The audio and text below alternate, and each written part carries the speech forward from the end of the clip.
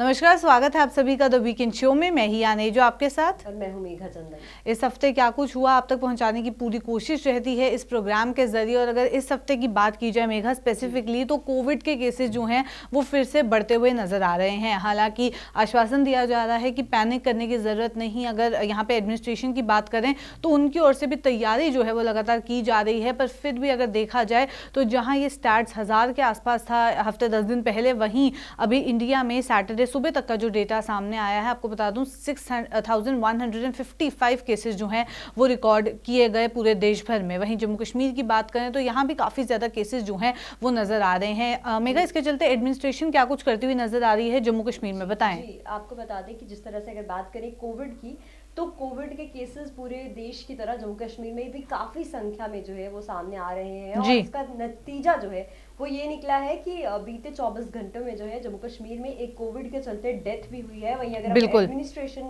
की बात करें तो वो इसको लेके कहीं ना कहीं पूरा प्रिपेयर है। कहीं ना कहीं उनके द्वारा आश्वासन दिए जा रहे हैं लोगों को कि वो पैनिक ना करें, पैनिक की जो सिचुएशन है वो ना बनाए, लेकिन ये एहतियात जो है वो जरूर बरत सकते हैं लोग।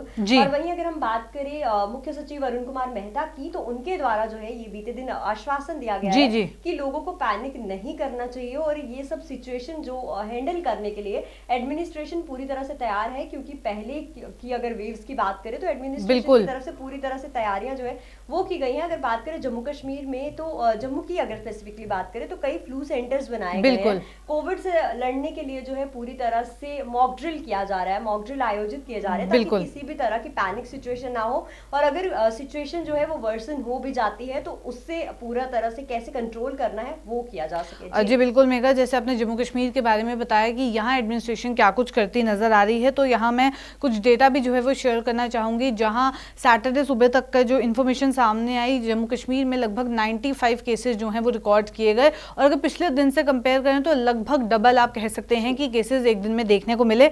जम्मू डिस्ट्रिक्ट की स्पेसिफिकली अगर बात की जाए तो 24 केसेस रिकॉर्ड किए गए थे। तो नंबर जो आप देख रहे हैं किस तरीके से बढ़ता हुआ नजर आ रहा है।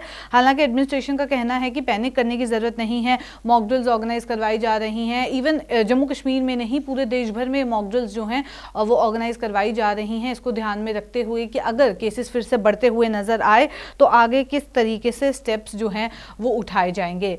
चलिए, ये तो बात रही कोविड की। वहीं लगातार जहां प्रोटेस्ट की बात की जाए तो वो भी नजर आ रहे हैं। फायर एंड इमरजेंसी सर्विस से एस्पिरेंट्स जितने भी हैं उनका प्रोटेस्ट आज भी जारी रहा। काफी दिन से इसी तरीके से वो सड़कों पे जो हैं वो देखने को मिल रहे हैं। लगातार उनकी ओर से प्रोटेस्ट जो हैं वो किए जा रहे हैं कि उनकी मांगे जो हैं वो पूरी की जाए एडमिनिस्ट्रेशन के द्वारा। जी, तो वो कई दिन से जो है जम्मू में आकर जो है कई अलग अलग संभागों से जो है वो जम्मू पहुंचे हुए हैं। और अगर बात करें तो जम्मू में आकर वो कई दिन से प्रदर्शन कर रहे हैं और भूख हड़ताल जो है वो भी करते नजर आए। और अपनी मांगों को उजागर कर एक ही उनका मकसद है कि जल्द से जल्द एडमिनिस्ट्रेशन जो है उनकी मांगों की और गौर करे और जल्द से जल्द जो उनकी मांगे हैं उनको पूरा किया जाए, ताकि उनके साथ जो है वो अन्याय ना हो और न्याय हो सके। बिल्कुल। वहीं मेघा, अखनूर से भी कुछ इन्फॉर्मेशन सामने आ रही है, चोरी का मामला सामने आ रहा है। एक मामला जम्मू से और एक मामला पुलवामा से। पुलवामा के बारे में मैं बता दूं तो हाल ही में एटीएम जो है वो चुराया गया है पुलवामा में। मेन टाउन से खबर जो है वो सामने आ रही है, मेन सिटी एरिया से खबर सामने आ रही है, गवर्नमेंट डिग्री कॉलेज के पास से, जहां पूरा एटीएम जो है वो चुरा लिया गया पुलवामा में। और वहीं अखनूर में भी इसी तरीके की चोरी का मामला सामने आया। क्या है मेघा, बताएं।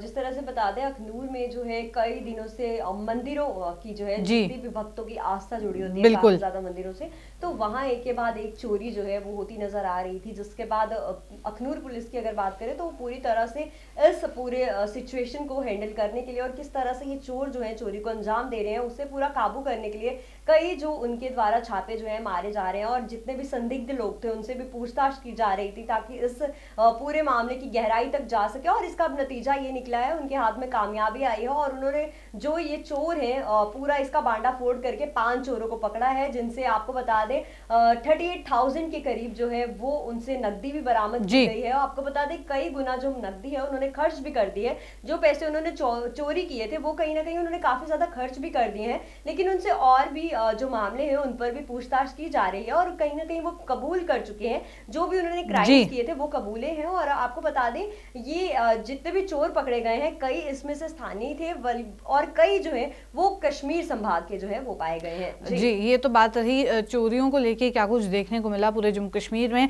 वहीं अब नया सेशन मेघा शुरू हो गया है, न्यू एजुकेशन पॉलिसी को इम्प्लीमेंट करने के ऊपर काम किया जा रहा है।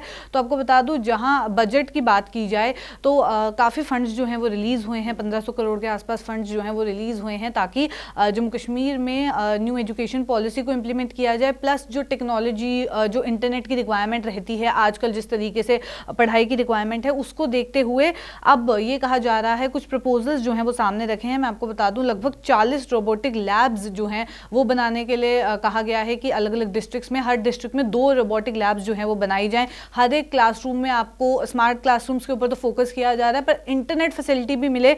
साथ ही साथ अगर बात की जाए, काफ़ी ऐसी चीज़ें हैं, लगभग 1000 स्मार्ट क्लासरूम्स बनाए जाएंगे, नए किंडरगार्टन्स जो हैं वो जम्मू कश्मीर में खोले जाएंगे। इस तरीके का प्रपोजल जो है वो इस बजट में रखा गया कि जम्मू कश्मीर में एजुकेशन सेक्टर को लेके क्या कुछ बदलाव देखने को मिलेगा। अब देखना ये होगा कि एडमिनिस्ट्रेशन इस पे किस तरीके से काम करती हुई नजर आएगी। अगर इन प्रोजेक्ट्स को अप्रूवल मिला, कितनी स्पीड से काम होगा और किस तरीके से वो क्वालिटी एजुकेशन जो है वो बच्चों को मिलेगी। जी, वहीं अगर हम बात करें डायरेक्टर स्कूल एजुकेशन जम्मू की, तो उनके द्वारा भी एक बड़ा स्टेप जो है वो उठाया गया।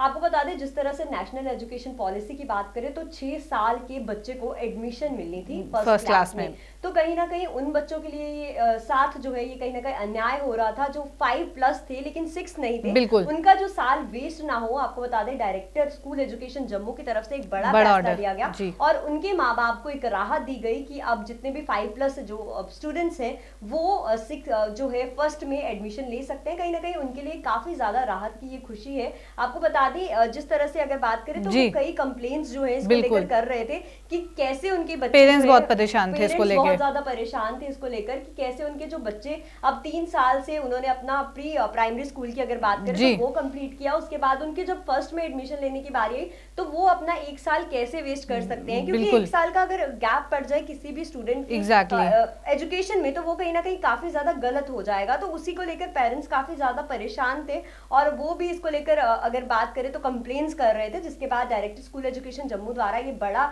जो है फैसला लिया गया, रवि शर्मा शंकर द्वारा जो है ये बड़ा फैसला लिया गया और ये उसी के हक में जो है बच्चों को एडमिशन जो है अब 6 से कम यानी कि 5+ और 6 से कम जो बच्चे हैं उनको भी एडमिशन मिल पा रही है। जी। और वहीं आखिर में मेघा, चक्का जाम को लेकर भी कुछ खबर जो है वो सामने आ रही है, जहां 17 अप्रैल को चक्का जाम जो है वो ट्रांसपोर्टर्स के द्वारा लगाया जाएगा। टोल प्लाजा के जो रेट्स बढ़े हैं उसको लेके, उसके अगेंस्ट प्रोटेस्ट करने को लेके डिसीजन जो है वो लिया गया। जी, तो आपको बता दें, जिस तरह से आपने बोला, ये ट्रांसपोर्टर्स द्वारा एक बड़ा फैसला लिया गया है और उन्होंने यही कहा है कि जिस तरह से उनके साथ ये टोल प्लाजा के रेट्स जो है ये इंक्रीज कर दिए गए हैं और उन्होंने अन्य भी कई जो मुद्दे हैं इसको लेकर उजागर किए हैं, अपनी कई परेशानियां जो है इस दौरान उजागर की हैं और उन्होंने यही कहा है कि उनकी जो समस्याएं हैं वो हल नहीं हो रही हैं, इसलिए वो 17 अप्रैल को जो है वो कहीं ना कहीं इसको लेकर चक्का जाम करेंगे ताकि उनकी जो मांगे हैं वो कहीं ना कहीं वो आगे ला सके और उनके साथ जो है वो कहीं ना कहीं थोड़ा जो है वो न्याय हो सके। जी, चलिए इसी के साथ इस प्रोग्राम को एंड करते हैं। अगले हफ्ते फिर आपसे मुलाकात करेंगे, उस हफ्ते की क्या कुछ पूरी अपडेट है वो भी आप तक पहुंचाने की कोशिश करेंगे। अभी के लिए दीजिए इजाजत, नमस्कार।